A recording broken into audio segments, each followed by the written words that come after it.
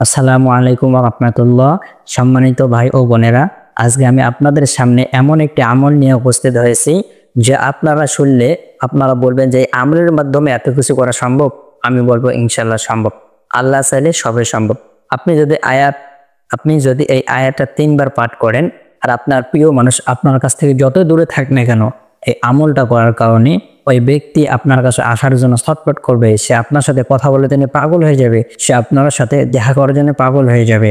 তো আপনাকে এই আমলটা করার জন্য কিছু নিয়ম আছে, ওই নিয়ম অনুযায়ী আপনাকে আমলটা করতে হবে। তো আপনাকে একটা জিনিস মাথায় রাখতে হবে, আল্লাহ রাসূল সাল্লাল্লাহু আলাইহি সাল্লাম বলেছেন, ইন্নামাল আমালু বিন্নিয়াত, সমস্ত কাজ নিয়তের উপর নির্ভর করে।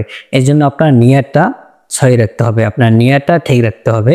অনেক সময় এমন হয় যে আপনার স্বামী আপনার কাছ থেকে রাগ হয়ে অনেক দূরে চলে গিয়েছে, সে আর আপনার সাথে কোনো কথা বলে না, সে আপনার সাথে কোনো যোগাযোগ করে না, সে আপনার কাছে আসেও না এবং যোগাযোগ করার চেষ্টাও করে না। অথবা আপনার স্ত্রী আপনার কাছ থেকে অনেক দূরে চলে গিয়েছে, সে আপনার সাথে কোনো প্রকার সম্পর্ক রাখে না, সে আপনার সাথে কোনো কথাও বলে না। অথবা আপনার কোনো প্রিয় মানুষ আপনার কাছ থেকে দূরে চলে গিয়েছে, সে আপনার সাথে কোনো প্রকার যোগাযোগ রাখে না, কথাও বলে না। তো আপনি যদি এই আমলটা করেন, ওই ব্যক্তি আপনার সাথে কথা বলার জন্য বাধ্য হয়ে যাবে, সে আপনার সাথে কথা বলার জন্য ছটফট করতে থাকবে, সে আপনাকে পাগলের মতো ভালোবাসবে। তো এই আমলটা করার জন্য কিছু নিয়ম আছে, আপনাকে নিয়ম অনুযায়ী এই আমলটা করতে হবে। অর্থাৎ আমি আপনাকে যেভাবেই করবো আপনাকে সেভাবেই করতে হবে, এর বিপরীত করলে কিন্তু হবে না। তো আপনারা আমলটা কিভাবে করবেন, এর আগে একটা কথা বলি, যারা এই চ্যানেলে নতুন আসছেন তারা অবশ্যই সাবস্ক্রাইব করে আমাদের পাশে থাকবেন। যারা আগে থেকে সাবস্ক্রাইব করেছেন তাদেরকে অসংখ্য ধন্যবাদ। এই চ্যানেলে এখন নতুন নতুন ভিডিও পাবেন ইনশাআল্লাহ। তো আপনি আমলটা করার জন্য কিছু নিয়ম আপনাকে মাথায় রাখতে হবে। 1 নাম্বার, আপনাকে নিয়ত সহি রাখতে হবে। 2 নাম্বার, আপনাকে পবিত্র অবস্থায় থাকতে হবে।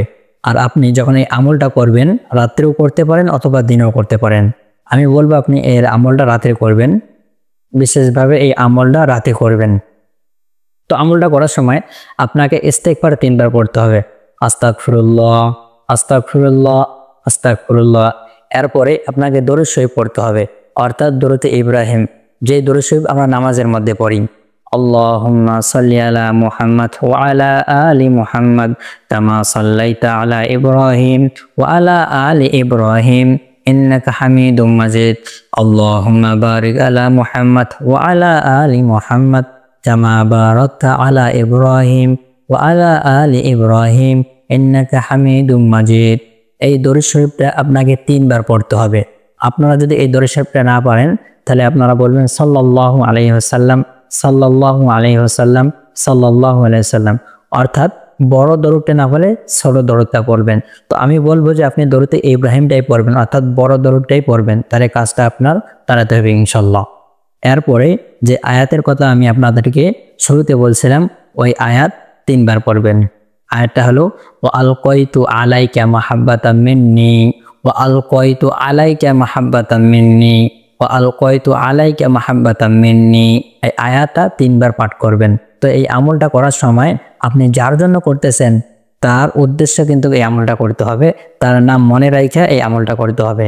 তো যারা এই আমলটা করবেন, বিশেষ করে যারা এই আমলটা করবেন, তার লাইক এবং কমেন্টের মাধ্যমে আমাকে জানাবেন, আমি তার জন্য বিশেষভাবে দোয়া করবো ইনশাআল্লাহ। আল্লাহ তাআলা যেন আপনার জীবনের সমস্ত আশাকে পুরা করে দেয়। তো এই আমলটা কেউ খারাপ কাজের জন্য করবেন না, অবশ্যই ভালো কাজের জন্য করার চেষ্টা করবেন ইনশাআল্লাহ। তো আজকের ভিডিও এই পর্যন্ত। আপনারা সকলে সুস্থ থাকবেন, ভালো থাকবেন। আল্লাহ হাফেজ।